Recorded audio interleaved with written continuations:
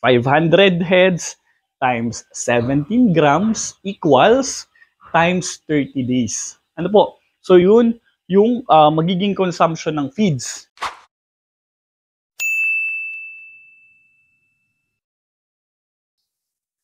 Hello guys, good morning. So ito ang inyong Kuya Ace ng Lakbay ni Alas or Quail Farming TV. So ito yung update natin dito sa ating mga pugo. So na-deliver ito ng November 4. So ngayon ay November 11. So technically ito ay 7 days na dito sa atin. And as far as I'm concerned, hindi pa sila nag-uumpisang mangitlog. I-share ko lang din sa inyo na usually ang nadi-deliver sa akin na RTL ay malimit around 28 or 29 days na. But unfortunately, nung panahon na na-deliver ito is 25 days old pa lang sila eksakto. Yan ay sabi sa atin ni Madam Mayet. So, meron talaga tayong i-deliver sana sa atin na 28 days old na. Ang nangyari lang is umaga ng November 4 na i-deliver sa ibang tao. Yung supposed to be na RTL natin. And yung tao na na-deliver nun, hindi niya sinabi na wala siyang order. So hinayaan niyang ma-deliver yung RTL sa kanya, ma-load sa kanyang cages. And ayun ang nangyari doon. So hindi na-deliver sa atin. Pero since mabait sa atin si Madam Mayet, ginawa niya ng paraan na ma-deliveran pa rin tayo kasi nga nakaschedule tayo November 4. Dinalhan niya tayo ng around 7 p.m. na Pero, yun nga, 25 days old. And ngayon, napakagaganda nung mga RTL na kasi nga, sila ay 25 days old plus November 4, 5, 6, 7, 8, 9, 10, 11. So ngayon sila ay nasa kanilang 32 days na. So like around sabihin na natin 15 days, 15 to 20 days dapat mag-start na mangitlog itong ating mga pugo. So yun yung tatandaan nyo kapag na-deliver sa inyo ang inyong mga RTL, magbilang kayo ng 15 to 20 days, dapat meron nang mag-start dyan na mag-lay ng mga itlog. Kasi kung sa span na yon at wala pang nangingitlog, so possible na masyadong bata yung RTL na i-deliver sa inyo, or possible baka hindi nakakatuka ng maayos, baka may problema, baka crowded itong inyong puguan, yung loob ng inyong cage. So madaming factors na dapat yung tingnan, i-observe ninyo yung inyong mga pugo, hindi yung pagka-load ng RTL sa inyo, patuka lang kayo ng patuka, painom lang kayo ng painom. Hindi nyo napapansin, baka lumilipas yung mga araw, ang tagal na, bakit hindi pa nag-uumpisang mangitlog itong ating mga alagang pugo? So ako, personally, sinecheck ko tong ating mga pugo and napapansin ko na from day 25 na na-deliver to dito sa akin, medyo maliliit. Pero ngayon, ang ganda na ng mga pugo, ang bibilog. Kita mo naman yan sa itsura nila kung mabibilog sila or payat ba sila. And I guarantee naman na yung pinapatuka ko sa aking mga alagang pugo is magandang klase talaga ng patuka. So hindi ko naman sinasabi na pangit yung ibang patuka, pero ito kasi yung available dito sa akin and subok ko na ang paggamit nitong ganitong ganitong feeds. So 3 sako yung inihanda ko para dito, and then bago maubos yung 3 sako na yon, magsuswitch na ako. Magsuswitch na ako from quail starter mash papunta ng quail layer mash. So hindi po ako gumagamit ng crumble type. Ang ginagamit ko po is ganito. Yan. Mash po siya. Parang mas powdery po yung texture nung ating feeds. So ganyan po yung ginagamit. Pero may nakikita po ako na gumagamit po nung crumble type. Okay lang din naman po yun. So kung doon na po nasanay ang inyong mga pugo, ayan po, kung makita nyo, para siyang powder. Ang kagandahan po kasi dito sa feeds na to is durog na yung kanyang mais. Hindi na po para pa magkaibot. Ano, yun kasi yung minsang reason kung bakit nagkakaibot pa yung mga pugo. Kasi pag may nakikita silang mas malaking mais, yun yung malimit na ginagawa nila doon.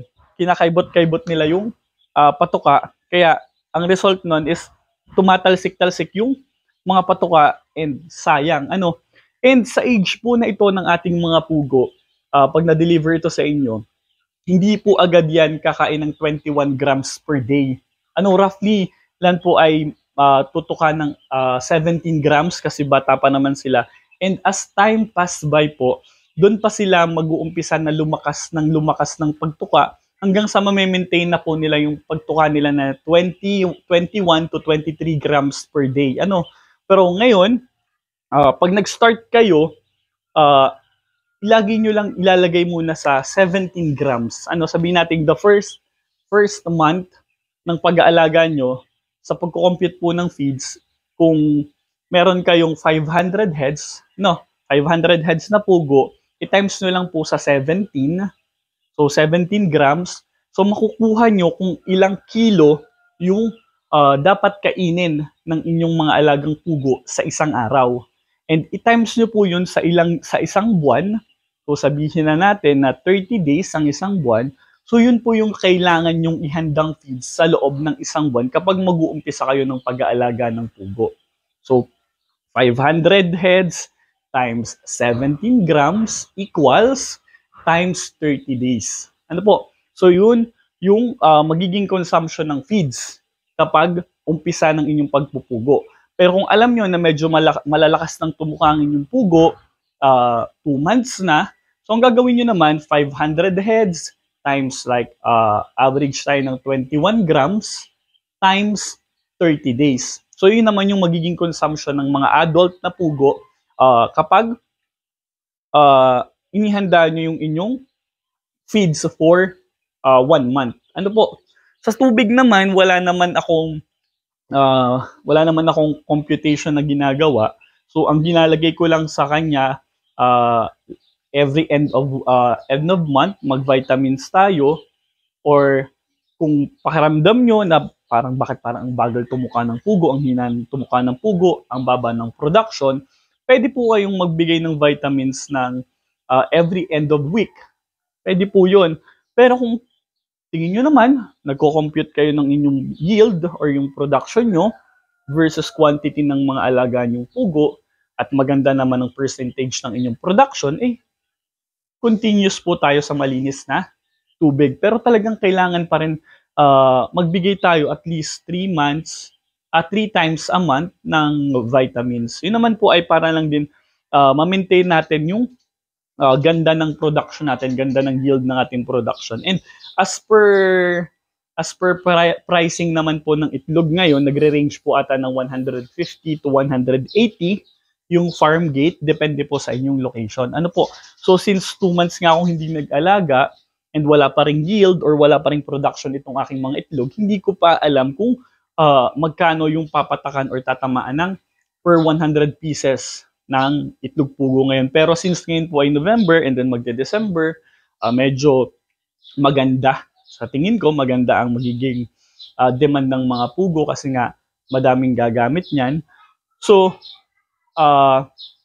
i-expect natin na magiging maganda din yung presyo ng mga itlog ng pugo. And nga pala, bago ko makalimutan, hopefully yung mga nadaanan po ng bagyo, dito rin naman sa amin napakalakas, si Bagyong Uwan, wala namang naging pinsala sa aking puguan and then sa paligid. Hopefully yung mga natamaan ng bagyo, stay strong po. Hindi naman talaga natin maiiwasan ng bagyo. Kailangan lang natin laging maghanda and kailangan natin laging manalangin, na ingatan tayo sa ganyang klaseng kalamidad kasi hindi naman tayo makakaiwas dyan. Dadaan nga yung mga bagyo. So, ayun. Ano pa ba ang kailangan kong i-share? So yun nga, nag-aantay ako na mangitlog tong ating mga pugo, pero hindi nga ako nag-expect ng maagap na pag-itlog kasi nga since medyo batang na-deliver sa akin yung mga RTL and pa 7 days pa lang naman ngayon sa akin. So as per progress naman, maganda na yung itsura ng mga pugo malalaki na at matataba ang kanilang itsura, and yung kanilang mga ipot, i-expect nyo po na hindi agad-agad buo yung mga ipot ng inyong mga pugo, lalo na pag malimit kayong magpainom. So, magkakaroon by chances po na medyo malambot, pero itong akin ay magaganda. So, dapat po ang itsura ng ipot nyo is parang maputi yung dulo and then brown yung dulo, wag po maitim. Pag maitim po yan, possible po may sakit ng inyong mga alagang pugo. So, as per sakit naman po ng mga alagang pugo, hindi naman po ako veterinaryo. Disclaimer po, hindi po ako veterinaryo. Hindi po ako nasa field ng pag-aalaga panggagamot ng mga alagang hayop. So, ako po ay nag-share lang din po ng mga information na natutunan ko sa mga nakalipas na panahon sa pag-aalaga ng mga pugo. So, kung ano po yung naririnig nyo sa akin, na na-share ko naman po sa inyo, yan naman po ay based lang po sa aking personal experience. Kasi baka may nagsasabi, nagmamarunong na naman tayo sa mga ganitong bagay. Hindi po.